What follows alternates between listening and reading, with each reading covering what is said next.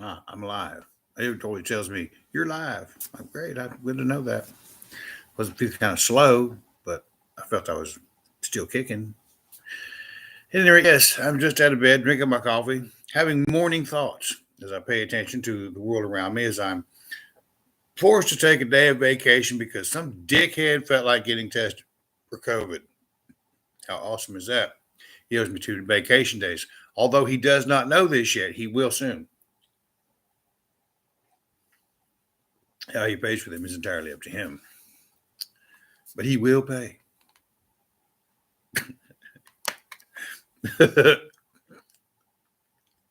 So, as some of y'all know, I like dicking around on TikTok. I think it's fun. It's a glorious waste of time that may be even more poisonous than Facebook. You know what I see on there?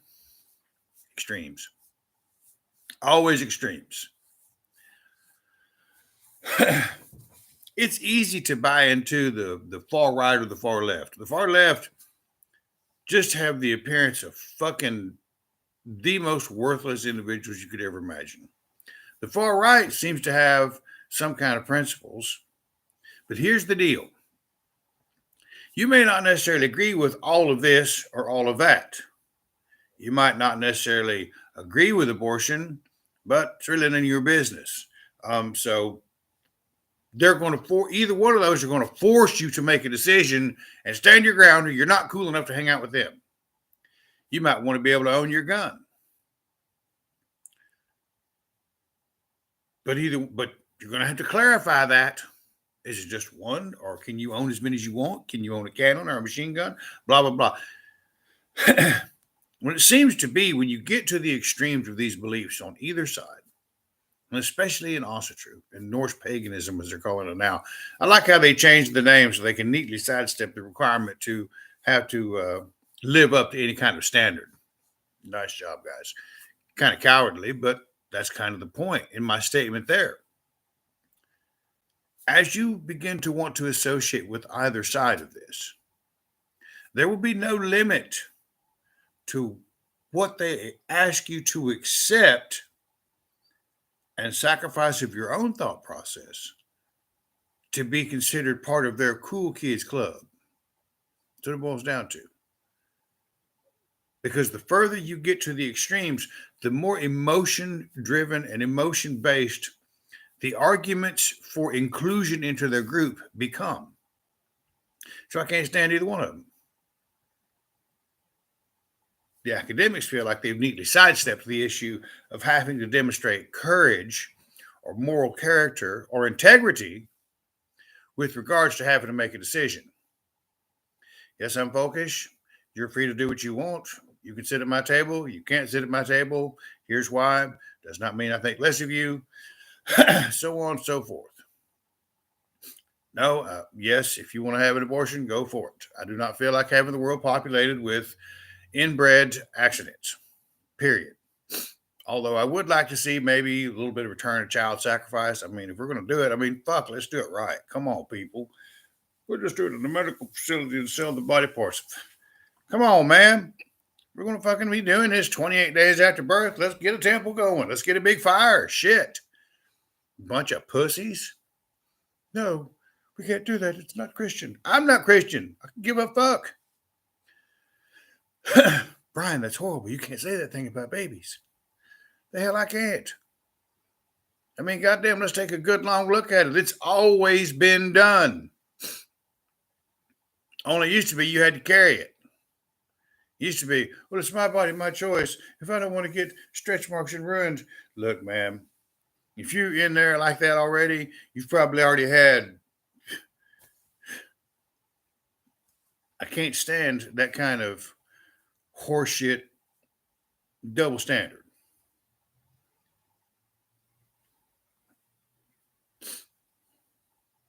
Yeah, some of the things that I think about women that are in that situation, talking about it, I'm like, I just don't buy it. See, that's the other part of the emotion driven aspect of it. We're being told that as men, well, you don't really have a voice. All right, fine. You're right, I don't have a voice. Go do what you want to do. Leave me the fuck alone. Don't ask me to come kissing your ass. Fuck, do what you need to do. But I ain't paying for it either. Oh, see, because the the reality of it, Chris Rock thing is right. Men, they don't get loved. Period. They're there for what they can provide.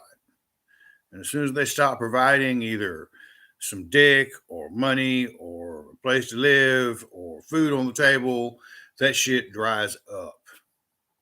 When you look at the rates of divorce, it ain't because somebody was fucking around. It's because old boy lost his job. And my granny Wilton always said, when the money flies out the window, love walks out the door. She ain't wrong. Little kids, women, dogs, cats, whatever. They're the ones that get loved. Men get to exist. We get to provide. Fuck, man. You know what would work? Just a little bit of respect and maybe not a shitty comment every time you want to talk to somebody halfway decent. That would be nice. You got to earn it. When you go to the extremes, you're not earning it. When you go to the extremes, you're working on the same kind of emotion-driven logic or fallacies of logic or fallacies of critical thinking, just emotion-based arguments like the women from which you seek to garner respect. That ain't how it works. That ain't how it works at all. And typically, if you ask someone for advice and they feel like you haven't quite lived up to their expectation of how you're supposed to operate in their world, such advice will always be tinged with peppered with their opinion on the issue. It's a very difficult thing to separate yourself from that. It's a very difficult thing to separate that. And that's one of the tools the extremes use when they're dealing with individuals that are drifting in either direction. Well, if you would only accept this thought process a little more firmly, we could cement your feelings and protect them and solidify your standing in the community and kind of insulate you from the threats that this is creating in your life, no matter what the issue of pain might be. If you only believe a little bit harder, so you're trying to insulate yourself from society and all of its many woes by going to one extreme or the other, and you're really trying to be accepted by individuals that you kind of look up to. But if you have any kind of intelligence whatsoever, and you look at Dan Pena, you listen to him or pay attention to anything he has to say, or anyone with any kind of true leadership charisma or success in this world, the only thing they espouse is building yourself. Who gives a fuck what all these other people think? Most of them are goddamn losers. We're a fringe element of society. We have a path that will work. It worked for millions of people for thousands of years. And yet all of a sudden, the quality of it is to be determined by radical elements on the left and the right. Bullshit. Build yourself into something great. Grab a hold of some of these principles and build yourself into something worth listening to, worth paying attention to. Quit trying to insulate yourself from the woes of the modern world. Fuck, man, what do you think you're going to do about it? What do you think you're going to do about it? You going to associate with this radical group or that radical group? I'll be counted amongst the cool, and I'll have a legitimate argument against all these things, and I'll be able to float above the rest on brain power alone. Yeah, well, you'll still be a bitch because you're worthless. I mean, I don't understand what people don't fucking get. If you're not making any money, what the fuck worth are you to anyone around you? Well, love counts for a lot. It does count for a lot. In those private, intimate moments between couples. It's a very difficult thing to offer unconditional love to all kinds of people. It's a very difficult thing indeed, because every time they will determine the value of who you are in their world based on your reactions to them or non-reactions to them. People always wonder, I don't understand you. Man, I don't give. I have nothing to lose by offering someone some support, some encouragement. showing them a little bit of fucking kindness without asking them to submit themselves into some radical behavior. Here we are.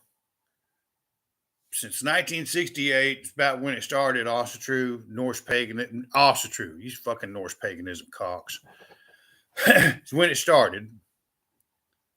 It was reinvigorated here in America, in Iceland, in Canada, and in Spain and Australia. And motherfuckers are still trying to drive this emotion-based argument on either side of the aisle as if it might be important. I saw a guy on TikTok the other day. I still can't get over it.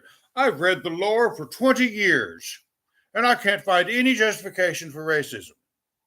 Well, who gives a fuck what you think? Congratulations, you've been doing it wrong for 20 years. Good job. You couldn't come up with anything better? I mean, this is the kind of things that blow my fucking mind.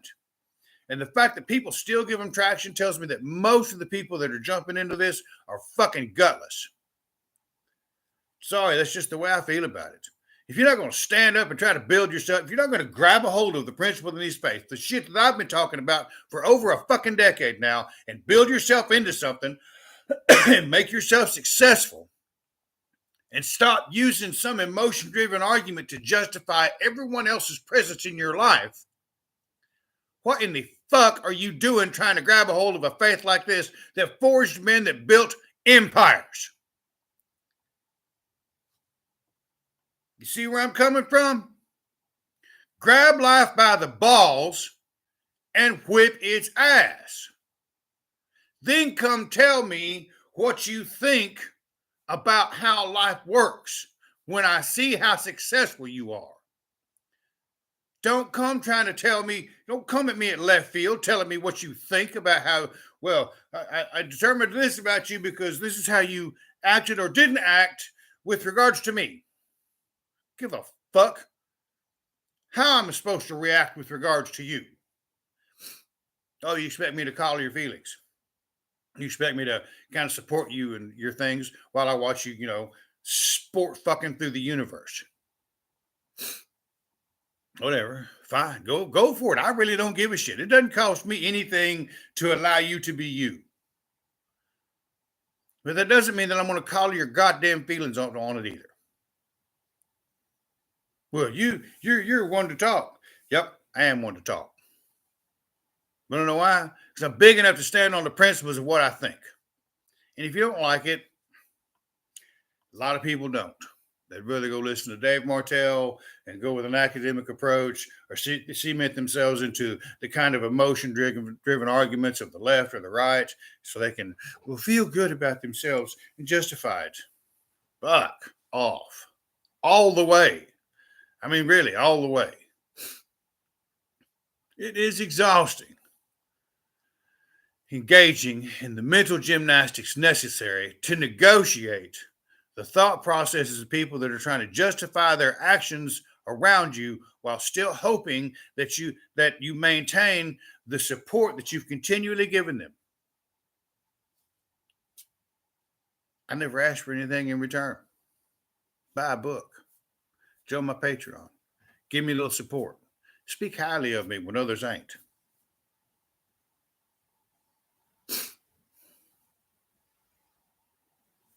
And to date, there have been a bunch of people do that.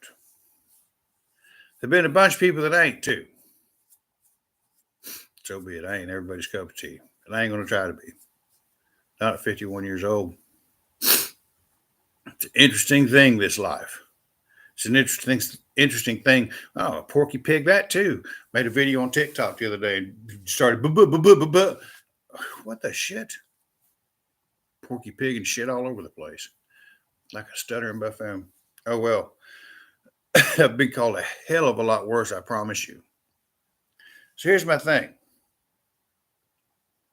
If you're going to get mad about something, get mad about the fact that maybe you ain't living up to your potential. Because nobody gives a fuck what anybody thinks about anybody else doing what they're doing. They'll offer you an opinion. Most of the time, it'll be determined by how well you performed in their life. Oh, well, you didn't. I was expecting you to act this way, and you didn't act, and you didn't. And I don't understand why, but I'm going to pass judgment on that. Go ahead. Give a fuck. Makes you think I give two shits. Huh? Can't tell you how many times people have assigned me to the role of some, I don't know what. And then when I call them on their bullshit, you're not calling my emotions. I meant years ago. Guy that was paying attention, I was working him through some issues. His mom died in the middle of it. Had a complete break with reality. Got strung out. Held a room full of people hostage with an axe, preaching about Thor and Odin because they stole his money and they went and got high on crystal meth. Then escaped into the woods and got away with it and told me that he believed it was a sign from Odin that he was on the right path. And I disagreed. I spoke out vociferously and said, let's examine this for a second. And maybe you should quit being a bitch. And maybe you should learn how to man up on some things. And maybe you should listen to Master Chimp. You betrayed me. You stabbed me in the back. You weren't there when I needed you. Oh, Jesus fucking H. Christ. It's very difficult to survive in this world when the foundation of much of your courage resides in the intensity with which you believe in a social justice issue. What in the actual fuck are you going to do with that when aliens go marching down the street? Believe you me, that's coming. I don't know how or why or what it's going to look like, but it's coming. It's going to have to be something radical to get everyone united. Mm-hmm. Christianity was the religion and the spirituality that was needed to negotiate the rapid changes in technology and empire building and nation building and wars and world wars and diseases that we've been navigating up to now. A great hope for the best was the carrot on the stick that kept the baby boomers and the greatest generation and the generation before that and the generation before that kept them moving forward. The great opiate of the masses hope. So you got to ask yourself in this day and age, you got to ask yourself, excuse me, with the resurgence of these ideas, where strong men create good times create weak men, and weak men create hard times create good men. The possibility that we have creating good men based on an ancient spirituality has ramifications, folks. When men begin to stand up of their own 2 feet because they value who they are and they understand their potential, like the man who had the biggest spear that could kill the mammoth, who knew the directions to the water and away from and to the shelter and to the fire and to the herd, when that was the most important driving principle, the man who was courageous enough to kill the mammoth so the tribe could eat.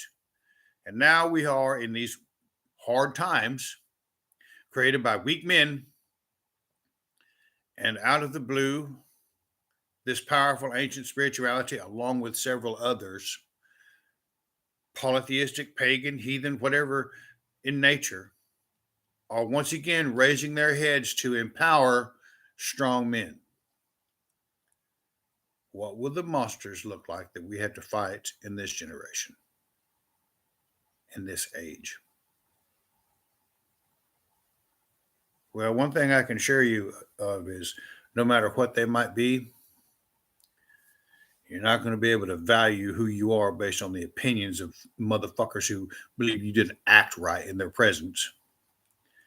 You're not going to be able to embolden yourself by how radical your belief system is and justify your social justice bullshit on your faith. And you better be able to bring a set of balls to the table if you want to come stand around with these men. Just all there is to it.